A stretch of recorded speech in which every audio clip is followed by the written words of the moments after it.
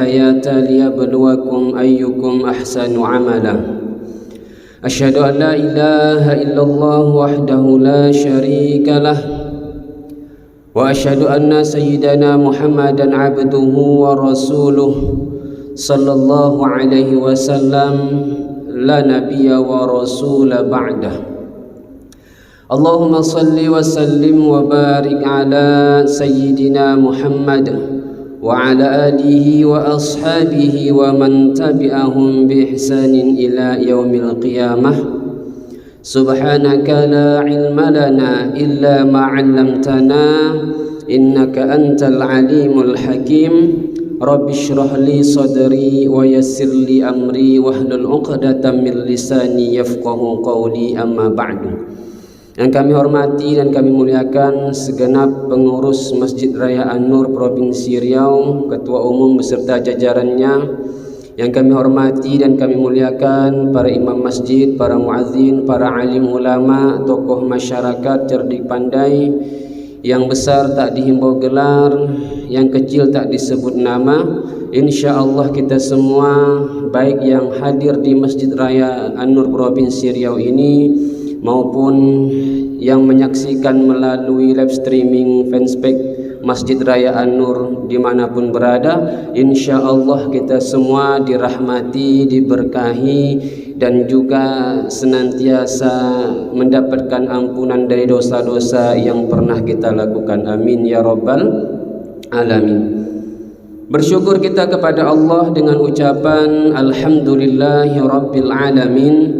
Berselawat kita kepada baginda Rasulullah sallallahu alaihi wasallam dengan ucapan Allahumma salli ala sayyidina Muhammad wa ala ali sayyidina Muhammad. Assalamu alayka ya Rasulullah, assalamu alayka ya Habiballah. Bapak Ibu kaum muslimin kaum muslimat jamaah salat fardu zuhur yang dimuliakan Allah, bagaimana kabarnya Pak Bu, sehat? Alhamdulillah sehat Pak Bu ya. InsyaAllah sebagai tanda syukur kita atas nikmat sehat yang Allah anugerahkan kepada kita, maka kita senantiasa berusaha untuk mendekatkan diri kepada Allah melalui rangkaian ibadah dan amal soleh yang kita lakukan setiap harinya insyaAllah. Bapak Ibu kaum muslimin yang dimuliakan Allah subhanahu wa ta'ala, pada pertemuan yang lalu, pekan lalu, kita membahas tentang, karena hari ini kita masih berada di bulan awal-awal tahun Hijriah ya. Kita berada di awal-awal tahun Hijriah, di awal-awal bulan Muharram, salah satu bulan yang dimuliakan oleh Allah Subhanahu wa taala. Maka pada pertemuan yang lalu kita membahas tentang sejarah, makna dan juga fadilah serta keutamaan yang Allah Subhanahu wa ta'ala berikan kepada sesiapapun mereka yang mampu berhijrah. Artinya berhijrah ya. Kalau dulu Rasulullah sallallahu alaihi wasallam berhijrah itu secara makani ya, dari kota Mekah menuju kota Madinah. Dan hari ini diharapkan kita juga akan berhijrah, tetapi hijrah kita beda dengan hijrahnya baginda Rasulullah sallallahu alaihi wasallam, yaitu hijrah kita saat ini secara amali ya, secara perbuatan, secara amal soleh. Diri ini yang tadinya belum baik berusaha untuk berhijrah menjadi pribadi yang baik. Diri ini yang tadinya sudah baik maka berusaha sekuat tenaga untuk menjadi pribadi yang lebih baik lagi. Maka pada pertemuan yang lalu kita sudah membahas fadilah dan keutamaan bagi sesiapapun mereka yang berhijrah di jalan Allah Subhanahu wa taala, yang menginginkan kebaikan dari setiap kehidupan yang ia lalui di dunia ini. Karena kita ini Bapak Ibu yang dimuliakan Allah Subhanahu wa taala, biasanya karena kita masih tergolong dalam kategori hamba yang awam ya, yang ketika beribadah itu masih mengharapkan imbalan dan fadilah serta keutamaan dari ibadah yang akan kita lakukan itu. Kita ini kan manusiawinya itu suka diiming-imingi dengan kebaikan-kebaikan yang lainnya. Jadi melakukan satu kebaikan ingin mendapat kebaikan yang lainnya. Salah itu Ustaz? Enggak, itu baik, itu bagus ya. Karena ada motivasi tersendiri ya, tidak mengapa. Makanya kita bahas keutamaan dan fadilah daripada mereka-mereka yang mau berhijrah. Beda dengan orang-orang yang sudah dalam posisi khawasul khawas ya, yang dalam posisi khusus. Mereka ini beribadah kadang-kadang tidak melihat lagi fadilah dan keutamaan, tapi murni untuk mendapatkan ridhonya Allah Subhanahu wa taala. Namun kita ini masih terus melatih ya, melatih diri kita untuk menuju pada level hamba yang khawasul khawas ya. Seperti contohnya itu salah satunya tokoh sufi ya, perempuan ya, kalau kita kenal sejarahnya Rabi'atul Adawiyah, bagaimana kemudian dia beribadah kepada Allah Subhanahu wa taala itu tidak lagi takut karena neraka, tidak lagi mengharapkan surga, tapi hanya bagaimana kemudian ia mampu untuk bertemu dengan wajahnya Allah Subhanahu wa taala. Pada pertemuan lalu kita membahas fadilah dan keutamaan dari setiap orang-orang yang berhijrah. Yang pertama, bahwasanya mereka yang mampu berhijrah, mereka yang berhijrah dari yang belum baik menjadi baik, yang sudah baik menjadi lebih baik lagi, itu yang pertama Allah akan berikan rahmatnya kepada mereka tersebut ya.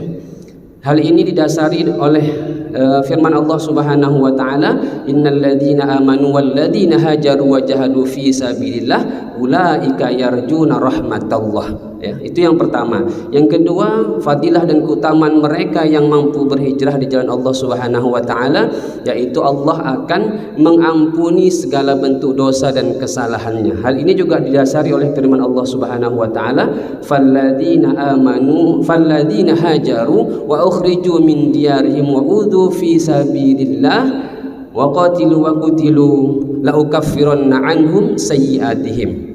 Kemudian mereka yang mampu berhijrah juga akan mendapatkan posisi keimanan yang kuat di sisi Allah Subhanahu wa taala.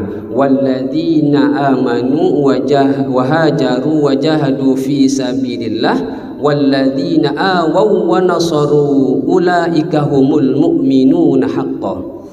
Itulah mereka yang mampu berhijrah, yang mampu memperbaiki dirinya terus menerus menjadi pribadi yang lebih baik.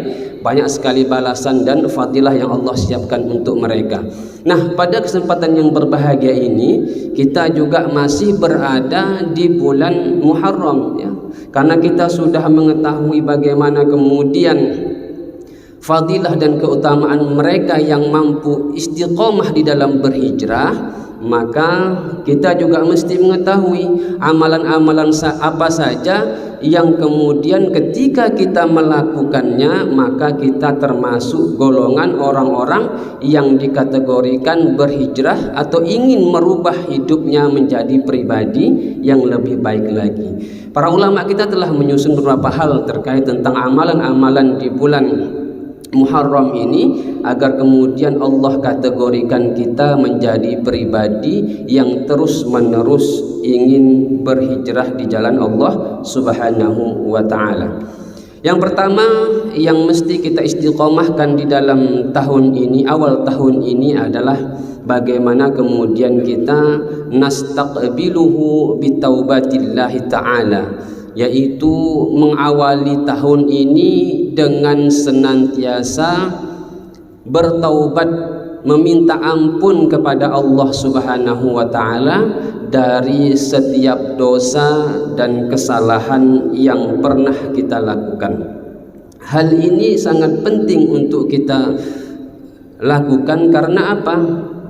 Karena setiap kita ini manusia ya, manusia yang penuh dengan kekurangan, manusia yang jauh dari kata sempurna, maka sudah barang pasti kita secara sengaja atau tidak sengaja akan melakukan kesalahan atau kita akan berbuat dosa dari perbuatan yang mungkin tidak sengaja kita lakukan. Makanya kita dituntut untuk mengawali hijrah ini dengan banyak-banyak bertaubat, banyak-banyak meminta ampun kepada Allah Subhanahu wa taala. Karena manusia yang terbaik, kata Rasulullah sallallahu alaihi wasallam, bukan mereka yang tak pernah punya salah, bukan mereka yang tak pernah berbuat dosa, tetapi kullu bani adama khatta'un.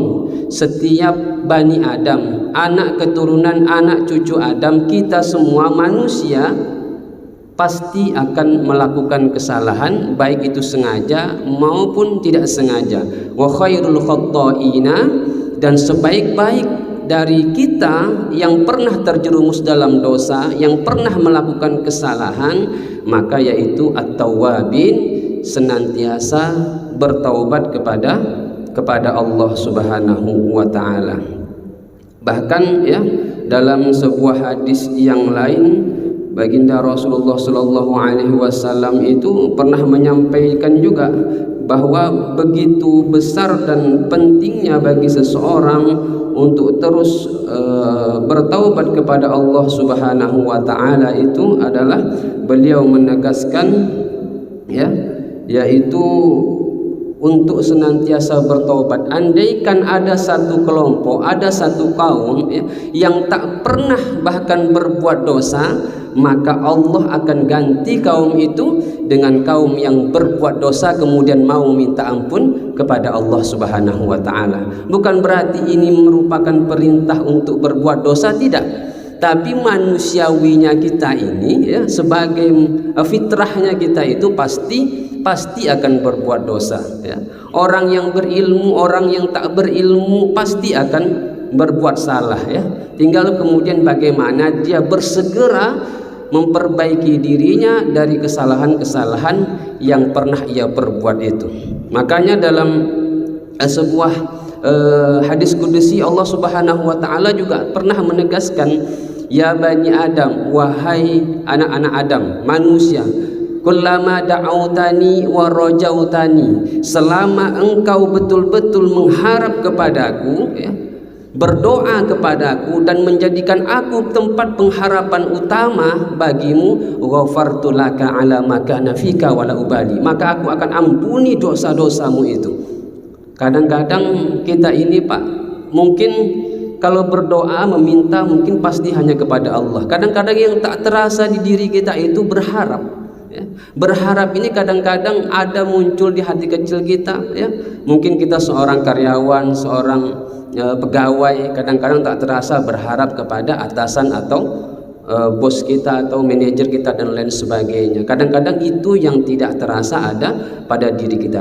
Tapi ketika kita mampu betul-betul menjadikan Allah tempat kita berharap ya, maka sebesar apapun dosa kita, setinggi apapun dosa kita, maka yakinlah Allah pasti akan mengampuni dosa-dosa kita tersebut. Bahkan di lanjutan hadis itu Rasulullah atau Allah Subhanahu wa taala menegaskan dalam sebuah hadis kudusinya, ya bani Adam, wahai anak-anak Adam, lau balaghat dzunubuka adadas sama, andaikan dosamu itu setinggi langit, tsummastaghfartani, kemudian engkau memohon kepadaku dengan beristighfar, ghafartu laka, maka aku pasti akan ampuni ya.